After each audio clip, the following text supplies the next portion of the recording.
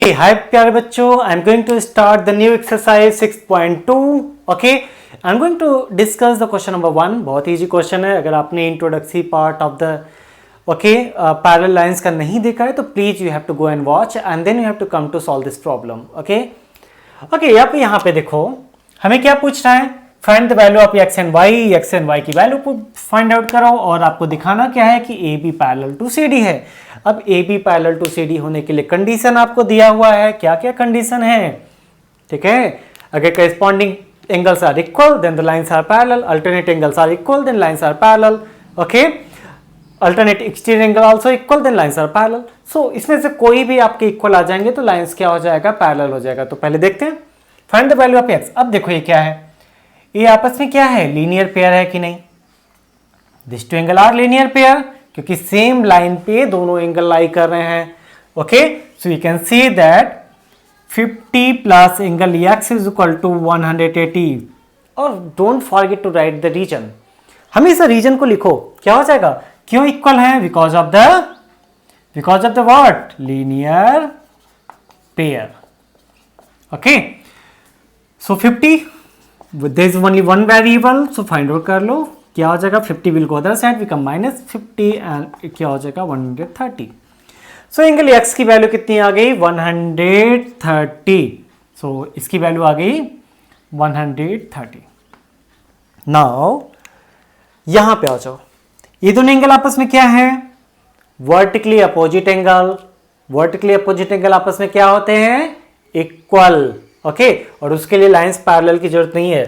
So you can say that angle y is equal to the 130। क्यों, क्योंकि ये क्या आपस में वर्टिकली अपोजिट एंगल, और वर्टिकली अपोजिट एंगल इक्वल क्यों होते हैं, हमने थ्योरम 6.1 वीडियो ओके नंबर 2 में हमने बताया हुआ है, वर्टिकली अपोजिट एंगल। ओके, सो इसका मतलब क्या आ गया, इसकी वैल्यू कितनी हो गई 130। अब देखो ये दो के दोनों आपस में क्या है, अल्टरनेट एंगल है, अल्टरनेट इंटीरियर एंगल है, और दोनों अल्टरनेट इंटीरियर एंगल आपस में क्या है, इक्वल है। So according to the theorem 6.2 अगर alter interior angle, okay, conversion of the 6.2, ठीक है, कन्वर्जन ऑफ द 6.2 क्या हो जाएगा, if this two angles are equal then that means the lines are parallel. So you have to write it here. Okay, क्या लिखोगे, so angle x is equal to the angle y, okay, equal to the 130 degree. Okay, write the reason here, क्या reason है, alternate angle. Okay, alternate interior angle लिखने की जरूरत नहीं है, just to write the alternate angles. Alternate angles आपस में equal हो गए। अब अगर अल्टरनेट एंगल आपस में इक्वल है तो लाइंस क्या होगा, पैरेलल होगा। So you have to say that then AB parallel to CD। और ये क्यों हुआ, because of the conversion of the theorem 6.2। 6.2 क्या कहता है, if, okay, write the reason here, क्या लिखोगे reason, if alternate angle are equal, alternate angles are equal then lines are parallel। तो क्या हो जाएगा, lines are parallel। ओके, यही रीजन है आपका। Okay, so it is the solution of the question number 1। Let's move to the question number 2। Question number 2 क्या कर रहा है, in the figure if the AB parallel to CD, ये दोनों आपस में क्या है, पैरेलल है। पैरेलल है तो sum of the two, one side of the two interior angle का सम से कितना होगा 180। जरूरत पड़ेगा तो करेंगे, नहीं पड़ेगा नहीं करेंगे। CD पैरेलल टू EF, ये भी आपस में क्या है, पैरेलल है। So what are the given here, पहले लिख लेते हैं। गिवन क्या क्या है, AB parallel to CD parallel to EF, मतलब तीनों आपस में क्या है, पैरेलल है। ठीक, अगर तीनों आपस में पैरेलल है तो क्या होगा, देखो यहां पे अगर एंगल Y है तो ये एंगल कितना होगा, ठीक है, ये एंगल कितना होगा, Y होगा ना। क्यों, क्योंकि ये दोनों करेस्पॉन्डिंग एंगल्स हैं। क्या है, करेस्पॉन्डिंग एंगल्स हैं, होगा कि नहीं। So you have to write it here, this are the corresponding angles. अब देखो यहां पे ये आपस में क्या है, लीनियर पेयर है कि नहीं है। तो यू कैन से दैट क्या कि y plus Z is equal to 180 होगा। ये दोनों आपस में इक्वल थे, क्यों? क्योंकि because of the corresponding angles, ये y है तो ये भी y हो गया। अब ये दोनों का समेशन क्या होगा? 180 क्यों होगा? क्योंकि ये दोनों आपस में क्या है? लीनियर पेयर है। अब देखो यहाँ पे एक रेशियो आपको दिया है क्या कि y raise to Z equal to 3:5, y by Z equal to 3/7। तो y की वैल्यू कितनी हो गई? एक कांस्टेंट हम कोई ऐड कर लेते हैं, ठीक है। y equal to 3k and z equal to 7k। Substituting the y and z value in equation 1. Okay, so you have to write it here. Substituting y and z value in equation 1 कर लो, ठीक है। So y की जगह पे कितना हो जाएगा? 3k plus 7k is equal to 180. So 3k and 7k when you will add it will come 10k. दोनों को ऐड करोगे तो 10k आ गया। k की वैल्यू कितनी हो जाएगी? 18। अब k की वैल्यू 18 आ गई, सो यहां पे हम पुट कर लेते हैं k की value, so y and z आ जाएगा, ठीक। अब यहां देखो इस सबके सब आपस में क्या थे? पैरेलल हैं, सबके सब आपस में पैरेलल हैं। तो एंगल x और एंगल z आपस में क्या है? अगर हम भूल जाते हैं, suppose that just you have to forget this line, इसको भूल जाओ, ठीक है। हमें y चाहिए ना सिर्फ, इसको भूल जाओ कि ये लाइन है ही नहीं। अब देखो ये दो पैरेलल लाइन हो गया कि नहीं? ये क्या हो गया? दो पैरेलल लाइन, और ये दोनों के दोनों आपस में क्या है? Alternate interior angle. ओके, इसी को तो अल्टरनेट इंटीरियर एंगल बोलते हैं ना। So this is called the alternate interior angle. Value put कर दो, they are the equal, that means angle x equal to angle z होगा ना। Okay, I am erasing here, मैं इसे इरेज कर रहा हूं, ठीक है।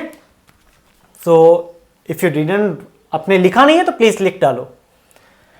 सो ओके, अब देखो यहां पे y की वैल्यू कितनी, z की वैल्यू हमें निकालनी है, तो z कितना हो जाएगा? 7k की वैल्यू कितनी है? 18। वैल्यू पुट कर दो, कितना आ जाएगा?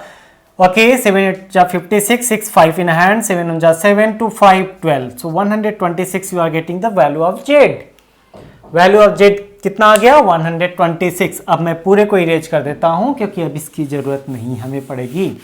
Okay, now angle x is equal to angle z, क्यों? Because of the alternate interior angle.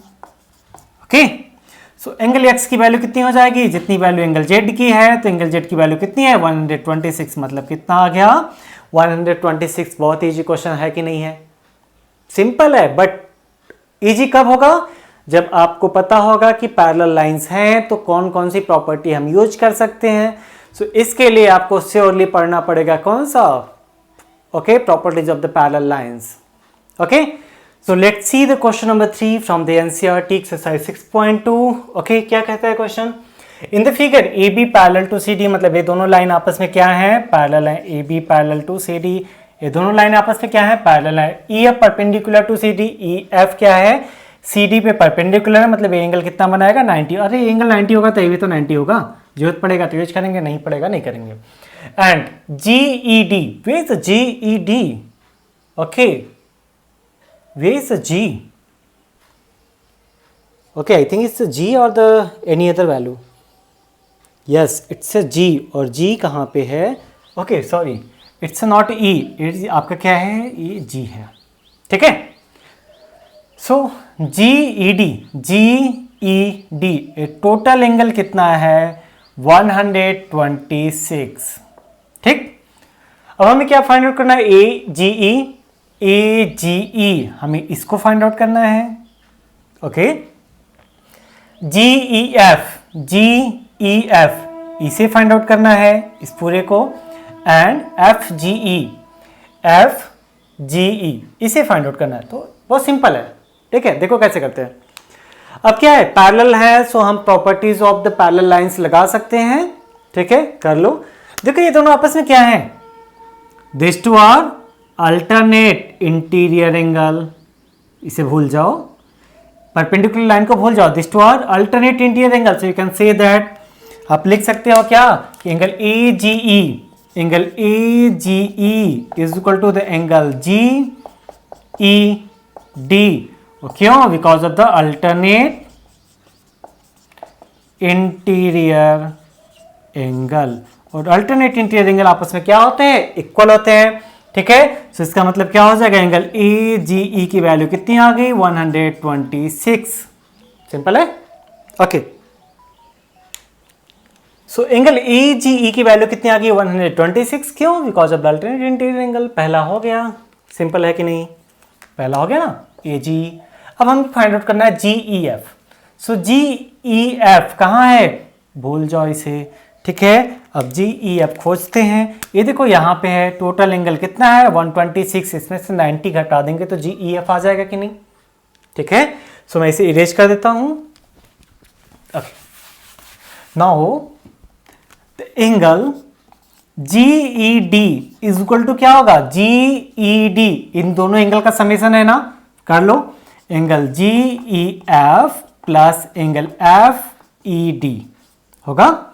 Value put कर दो, जिसकी वैल्यू पता है, जी ई एफ की वैल्यू पता है कितना? 126। इसकी वैल्यू हमें निकालनी है।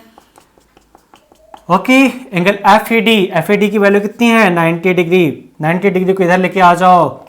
ओके, सो जी ई एफ कितना हो जाएगा? 126 माइनस 90, और जब इसे सब्ट्रैक्ट करोगे तो कितना आ जाएगा? 36 डिग्री। मतलब क्या आ गया? इसकी वैल्यू आ गई 36 degree. Okay, is not 360, is 36 degree. Okay, and now third one we have to find the angle FGE. FGE कहाँ है एंगल? यहाँ पे है। अब देखो ये दोनों एंगल आपस में क्या है? Linear pair. अप्लाई कर दो लीनियर पेयर की प्रॉपर्टी। अब नहीं करना चाहते हो तो मत करो। देखो ये क्या है आपस में? राइट एंगल है। ये हो गया 90, ये हो गया 36। सो इसे निकाल लो by the property of sum of the angles in the triangles. कितना होता है? 180। ओके, सो मैं तो लीनियर पेयर करने वाला हूं, आपका मन करे तो आप इसे कर लो। ठीक, अब देखो लीनियर पेयर कैसे करते हैं। यहां पे लिखो क्या कि angle A G E plus angle E G F is equal to 180। Why? Because of the linear pair. Linear pair. अब हमने ए जी ई की वैल्यू कितनी निकाली थी? 126 ना, तो 126 यहां पे लिखो। So angle E G F कितना हो जाएगा? 180 माइनस 126, और कितना आएगा? 064 आ जाएगा। यहाँ पे आ गया 725। ओके, सो कितना आ गया? 54। इसकी वैल्यू कितनी आ गई? 54। Okay, so you got the all three solution of all three values of the given question. Okay, so bye bye, see you with question number 4 in next video. Bye bye.